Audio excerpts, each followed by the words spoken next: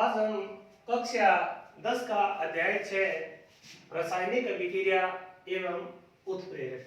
तो सबसे पहले बात करते हैं हम रासायनिक अभिक्रिया की। रासायनिक अभिक्रिया किसे कहते हैं या इसका क्या आशय है?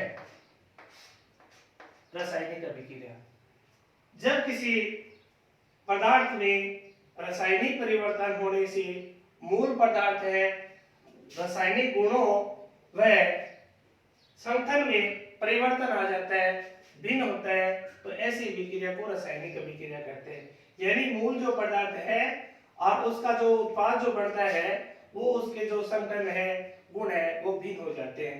जैसे एग्जाम्पल के तौर पर अगर बात करें तो C+O2 और इसमें क्या बन गया CO2। तो यहाँ पे ये कार्बन डाइऑक्साइड है।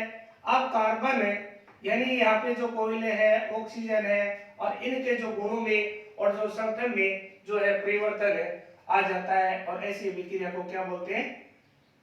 रासायनिक अभिक्रिया। यानी मूल पदार्थ है और उससे जो उत्पाद जो प्राप्त होता है और उसका जो संगठन है और जो गुण है वो क्या हो जाते हैं?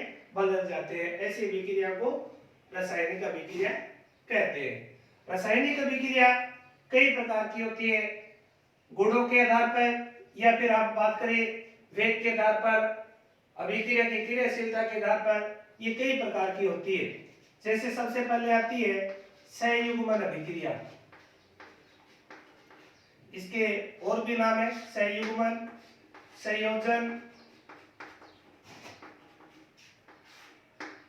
योगात्मक अभिक्रिया।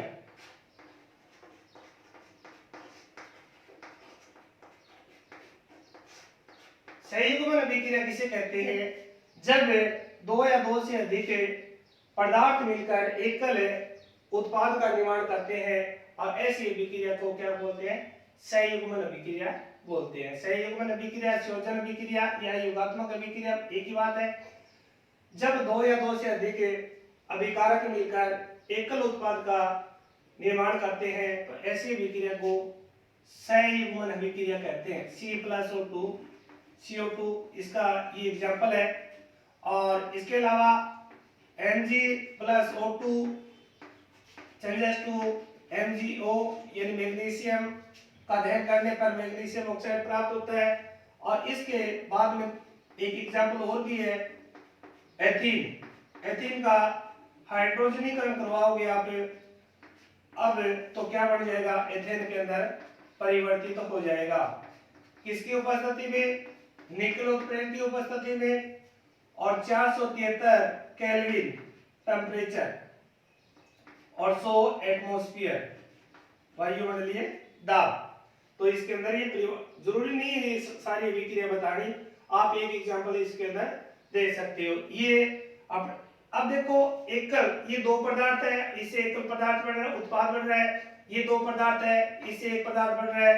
तो इस तरह से इसके अंदर क्या हो रहा है? जुड़ रहा है। सहयुग्मन अभिक्रिया का अर्थ होता है जोड़ना या जुड़ना। इसके बाद में बात करते हैं हम दूसरी अभिक्रिया की। और एक चीज और भी है इसके अंदर ध्यान देना कि इसके अंदर जो पदार्थ जो बनता है इसका जो द्रव्यमान है वो सुरक्षित रहता है। किस तरह से? इसके गुणों में और संगठन में परिवर्तित आ जाता है लेकिन द्रव्यमान है वो सुरक्षित रहता है। जैसे मान लो कार्बन है, इसकी द्रव्यमान संख्या 12 है। ऑक्सीजन है, ऑक्सीजन की द्रव्यमान संख्या 16 × 2 और यहाँ पे कार्बन 12 प्लस ऑक्सीजन 16 × 2, तो यहाँ पे द्रव्यमान कितना प्राप्त हो रहा है? 44। देखो द्रव्यमान है इसका सुरक्षित रहता है। दूसरी जो अभिक्रिया आती है नंबर 2 पे विस्थापन अभिक्रिया। विस्थापन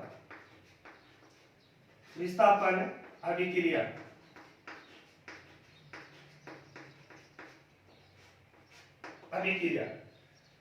वह रासायनिक अभिक्रिया विस्थापन अभिक्रिया किसे कहते हैं?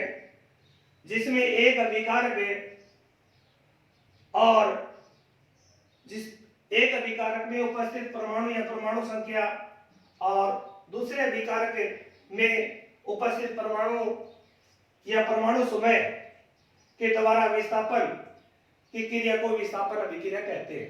एक बार दोबारा सुनो कि ऐसी रासायनिक अभिक्रिया जिनमें एक अभिकारक में उपस्थित परमाणु या परमाणु समूह दूसरे अभिकारक में परमाणु या परमाणु समूह द्वारा विस्थापित हो जाते हैं और ऐसी अभिक्रिया को विस्थापन अभिक्रिया कहते हैं।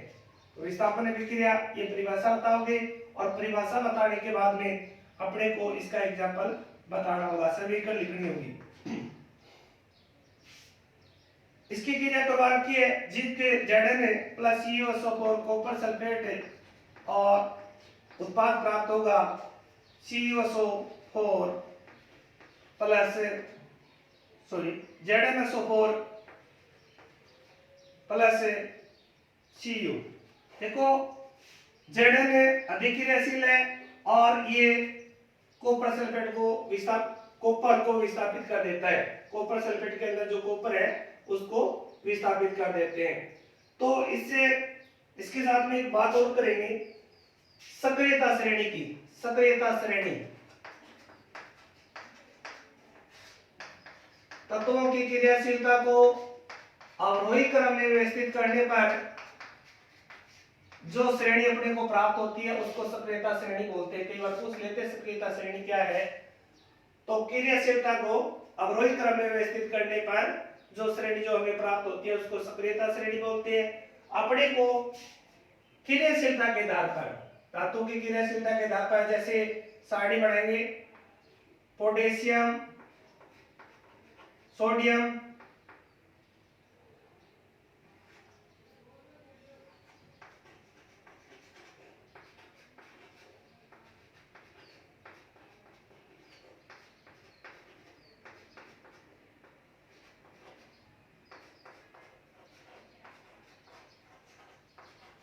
देखो ये क्रियाशीलता बताइए मैंने। ऊपर वाली जो धातु है वो अधिक क्रियाशील है, नीचे वाली जो धातु है वो कम क्रियाशील धातु है और बीच के अंदर मध्यम अधिक क्रियाशील, अधिक क्रियाशील और ये मध्यम क्रियाशील या क्रियाशीलता, मध्यम क्रियाशीलता और ये कम क्रियाशीलता।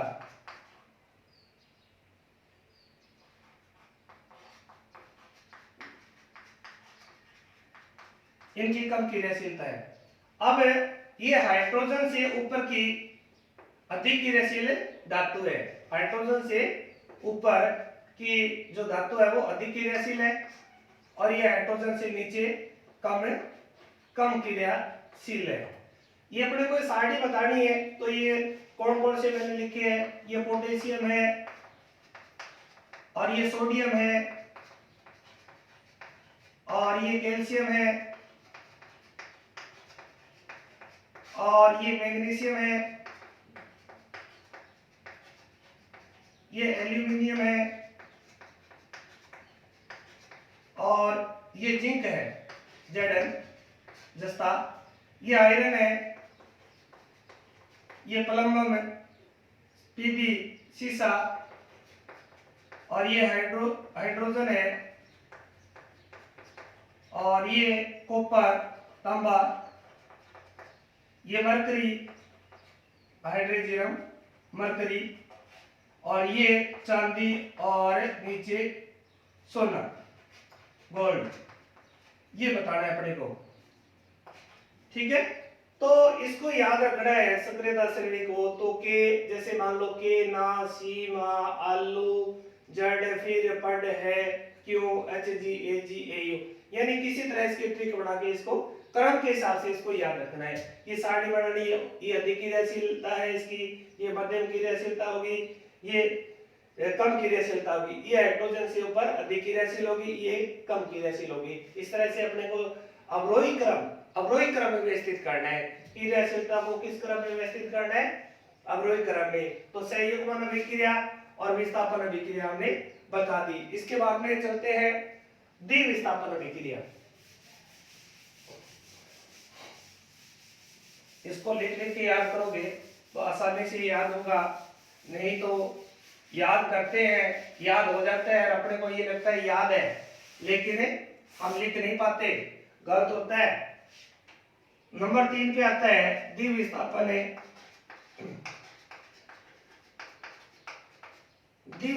अभिक्रिया। द्विविस्थापन अभिक्रिया किसे कहते हैं, क्या हास्य होता है? इसकी पहले आप समीकरण लिख लो। जैसे इसकी समीकरण है AgNO3 और plus KCl changes to AgCl plus KNO3। क्या लिखा है मैंने? AgNO3 प्लस KCl और changes to AgCl plus KNO3।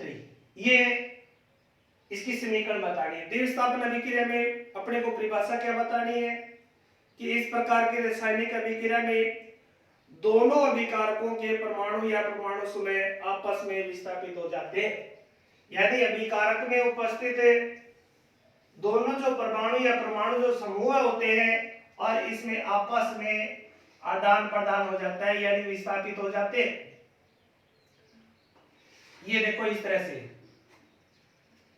ये AgCl के साथ में AgCl बना लिया, सिल्वर क्लोराइड बना लिया, और ये पोटेशियम नाइट्रेट के साथ में मिलके पोटेशियम नाइट्रेट बन गया। तो ये आपस में परमाणु या परमाणु समूह के अंदर आदान प्रदान होता है और ऐसी अभिक्रिया को द्विविस्थापन अभिक्रिया कहते हैं। परिभाषा बताने के बाद में अपने को एग्जांपल देना है, कोई एक समीकरण आप लिख करके और आप बता सकते हो। परमाणु या परमाणु समूह में आपस में विस्थापन को क्या कहेंगे? द्विविस्थापन अभिक्रिया। और अगली जो अभिक्रिया नंबर 4 पे आती है वो बतानी है अपघटनीय अभिक्रिया।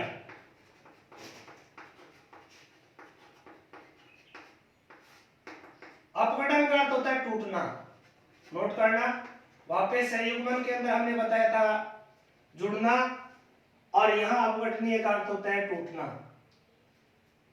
जब कोई एकल अभिकारक दो या दो से अधिक भागों में टूटता है और ऐसी अभिक्रिया को अपघटनीय अभिक्रिया कहते हैं।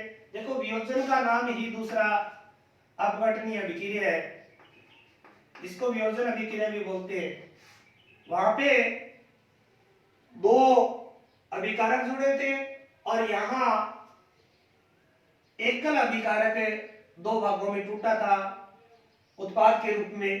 तो वियोजन अभिक्रिया किसे कहोगे? जब वह रासायनिक अभिक्रिया जिसके अंदर एकल अभिकारक है दो या दो से अधिक उत्पाद में टूटता है या वियोजित होता है, और ऐसी अभिक्रिया को अपघटनीय अभिक्रिया कहते हैं। इसका example KClO3 changes to KCl plus O2। Potassium chloride और ऑक्सीजन में ये टूट जाता है, अपघटित हो जाता है, और इसको संतुलित कर दोगे तो ये अभिक्रिया, इसका एग्जांपल बताना है अपघटनीय अभिक्रिया का। वैसे बहुत सारी अपघटनीय अभिक्रिया है। अब इसके प्रकार और बताने साथ में। अपघटनीय अभिक्रिया 3 प्रकार की होती है, 3 प्रकार है इसके। सबसे पहले बात करते हैं विद्युतीय अपघटन।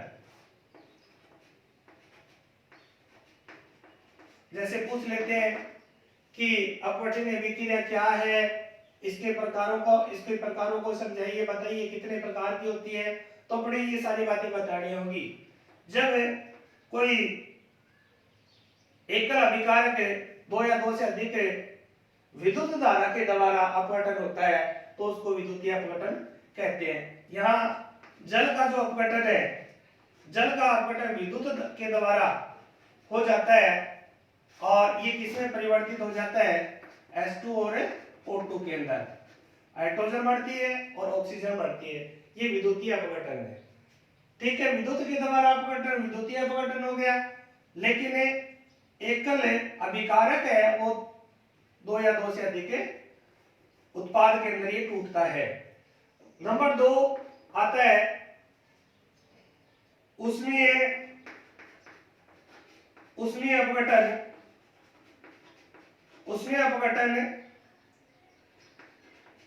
यानी उष्मा के द्वारा अपघटन उष्मीय अपघटन कहलाता है। उष्मीय अपघटन का एग्जांपल अपने को कैल्शियम कार्बोनेट का बता सकते हो आप। उष्मा के द्वारा अपघटन हो जाता है कैल्शियम कार्बोनेट का, और CaO कैल्शियम ऑक्साइड और प्लस CO2 इसमें ये टूट जाता है। देखो एकल अभिकारक है टूट रहा है, एकल अभिकारक है टूट रहा है, और एकल अभिकारक ये भी टूट रहा है, यानी उन्हीं को हम क्या कहते हैं, अपघटनीय अभिक्रिया बोलते हैं। लेकिन इसके ये प्रकार है, विद्युत अपघटन के अंदर ये H2 वाली अभिक्रिया बतानी है। उष्मीय अपघटन ये भी उष्मीय अपघटनीय अभिक्रिया है, ऊपर वाली जो लिखी है मैंने उष्मीय अपघटन है। जरूरी नहीं कि ये अभिक्रिया होगी, बहुत सारी अभिक्रियाएं होती है। मैं केवल एक एग्जांपल या और भी एग्जांपल बताऊंगा बाद में। और इसके बाद में नंबर 3 पर आ रहा है प्रकाशीय अपघटन। प्रकाशीय अपघटन यानी प्रकाश के द्वारा अपघटन। यहाँ पे अपने को परिभाषा बताने के बाद में कि जब एकल अभिकारक दो या दो से अधिक भागों में प्रकाश के द्वारा अपघटन हो जाता है, प्रकाशीय अपघटन कहलाता है। और इसमें समीकरण अपने को बतानी है AgBr, सिल्वर ब्रोमाइड टूट जाती है Ag और Br2 के रूप में। ठीक है, Br2 और संतुलित कर दो, 2AgBr changes to 2Ag plus Br2, ये प्रकाशीय अपघटन होगी। तो अपघटनीय अभिक्रिया का अपने को परिभाषा बताने के बाद में एक एक एग्जांपल है वो बताने हैं। कोई ज्यादा मुश्किल वाली बात नहीं है, सरल ही है, आप लिख के देखोगे तो याद हो जाएगी। और इसके बाद में बात करते हैं हमें मंद व तीव्र अभिक्रिया। तीव्र व मंद अभिक्रिया।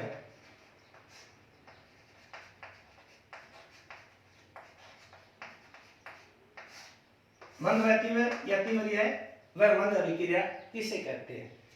तीव्र अभिक्रिया ऐसी अभिक्रिया जो कुछ समय में यानी बहुत कम समय में संपन्न हो जाती है और इनको हम तीव्र अभिक्रिया कहते हैं। यानी जैसे अम्ल व क्षार को हम मिलाते हैं, उदासीनीकरण आपने नाम सुना होगा। अम्ल और क्षार को हम मिलाते हैं तो क्या हो जाता है, ये तीव्र गति की अभिक्रिया है, क्योंकि इसको संपन्न होने में 10⁻⁻10 सेकंड का जो समय है वो लगता है, यानी बहुत कम समय में ही ये संपन्न हो जाती है। ऐसी अभिक्रिया को तीव्र गति की अभिक्रिया कहते हैं। तीव्र गति की अभिक्रिया कहते हैं। जैसे एक अम्ल व क्षार वाली अभिक्रिया बताओगे, HCl प्लस NaOH, इसको उदासीनीकरण अभिक्रिया भी बोलते हैं। NaCl और प्लस H2 तीव्र गति की एक अभिक्रिया बताई है कि ऐसी अभिक्रिया जिसको होने में बहुत कम समय जो लगता है, ऐसी अभिक्रिया को तीव्र गति की अभिक्रिया कहते हैं। और भी इसका एग्जांपल है, जैसे AgNO3 प्लस सिल्वर नाइट्रेट और HNO3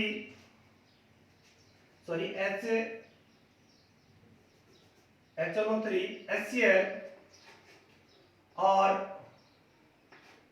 परिवर्तित हो गया AgCl प्लस HNO3, ये भी तीव्र गति की अभिक्रिया है। तीव्र गति की अभिक्रिया के अंदर हम ये दो एग्जांपल दे सकते हैं, एक तो अम्ल व क्षार की क्रिया बता सकते हो, एक AgNO3 plus HCl AgCl plus HNO3। तो अब मंद गति की अभिक्रिया, मंद गति की अभिक्रिया देखो नाम से पता चल रहा है, मंद का अर्थ होता है धीमा, यानी जो ऐसी अभिक्रिया जिसको होने में कई दिन यानी साल, कई साल है वो लग जाते हैं। ऐसी विक्रिया को हम क्या कहते हैं? ऐसी विक्रिया जिनको होने में कई साल, कई दिन ये लग जाते हैं, और इनको हम कहते हैं मंद गति की अभिक्रिया। इसका एग्जाम्पल आप दोगे तो इसके अंदर एग्जाम्पल हो सकता है एसिटिक अम्ल और एथेनॉल C2H5OH, और चेंजेस टू किसमें परिवर्तित होगा? एथिल एसीटेट के अंदर CH3COO C2H5 प्लस H2O। देखो ये यहाँ से आधा आधा कर दो, तोड़ दो इसको, और ये इसके बाद में H और OH बच गया, इसको जोड़ दो आप। और ये जो CH3COO समूह है इसमें C2H5 जोड़ करके एथिल एसीटेट बना देना प्लस H2 लिख देना। ये मंद गति की अभिक्रिया है। एक अभिक्रिया और भी बताई थी, पहले लिखी थी, ये वियोजन अभिक्रिया के अंदर KClO3 वाली KClO3 और KCl 2KCl प्लस 3O2, ये अभिक्रिया भी मंद गति की अभिक्रिया है। इसमें एक और पूछते हैं कई बार, जैसे लोहे पे जंग लगना, लोहे पे जंग लगना, लोहे पे जो जंग लगता है वो कई दिनों के बाद में लगता है। किसकी क्रिया में, किसके साथ में क्रिया करेगा? लोहा है वो H2O के साथ में क्रिया करेगा और ऑक्सीजन के साथ में क्रिया करेगा। देखो लोहे पे जंग लगने की जो अभिक्रिया बताई है वो है, ठीक है, Fe plus H2O plus O2, ये किसमें परिवर्तित होगा? Fe2O3.3H2O।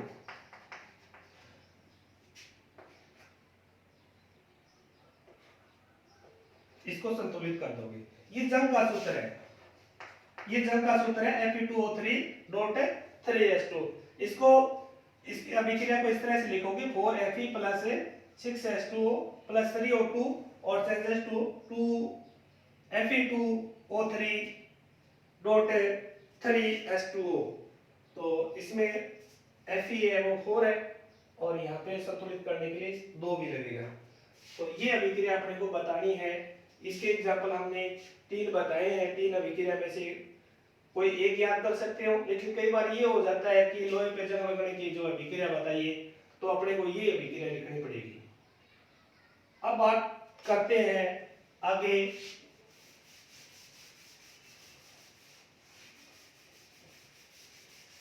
इसके बाद में आती है उत्क्रमणीय व अनुत्क्रमणीय अभिक्रिया। अनुत्क्रमणीय व उत्क्रमणीय अभिक्रिया। उत्क्रमणीय व अनुत्क्रमणीय अभिक्रिया।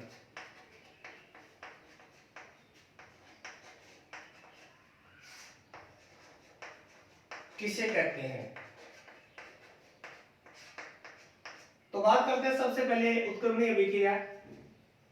उत्क्रमणीय अभिक्रिया दोनों दिशा में चलती है, दोनों दिशा में चलती है। इसके अंदर जो बना जो उत्पाद होता है और वापस हम क्या कर लेते हैं, अभिकारक बना सकते हैं। जैसे मान लो पहले बताई थी विद्युतीय अपवर्तन के अंदर एक अभिक्रिया लिखी थी H2O और changes to H2 plus O2, ये उत्क्रमणीय अभिक्रिया है। उत्क्रमणीय अभिक्रिया वह अभिक्रिया जो दोनों दिशा में चले। अब इसका उत्क्रमणीय का जो निशान ये होता है, ये बताना है अग्र और प्रतीप। ऊपर वाला अग्र होता है, ये प्रतीप होता है, यानी दोनों दिशा में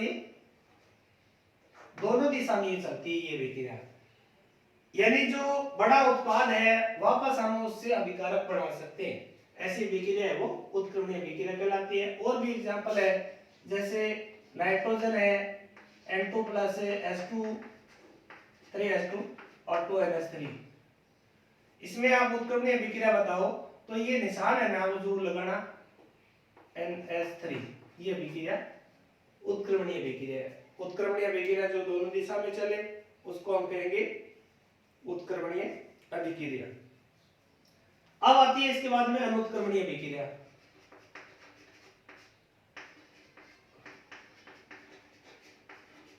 अब ये एक ही दिशा में चलती है ये अभिक्रिया, ऐसी अभिक्रिया जो एक ही दिशा में चले, यानी जो बना जो उत्पाद जो होता है हम अभिकारक नहीं बना सकते, इनको हम अनुत्क्रमणीय अभिक्रिया कहते हैं।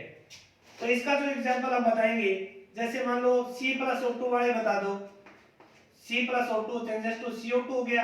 अब यहाँ देखो आप, ये कार्बन है यानी कोयला है और ऑक्सीजन है, और ये क्या बना लेता है, CO2 बना लेता है। अब CO2 से वापस ये कोयला है और ये O2 है, हम बढ़ा तो नहीं सकते, इसलिए ये कौन सी अभिक्रिया होगी, अनुत्क्रमणीय, यानी एक ही दिशा में चले, वह रासायनिक अभिक्रिया जो केवल एक ही दिशा में चले।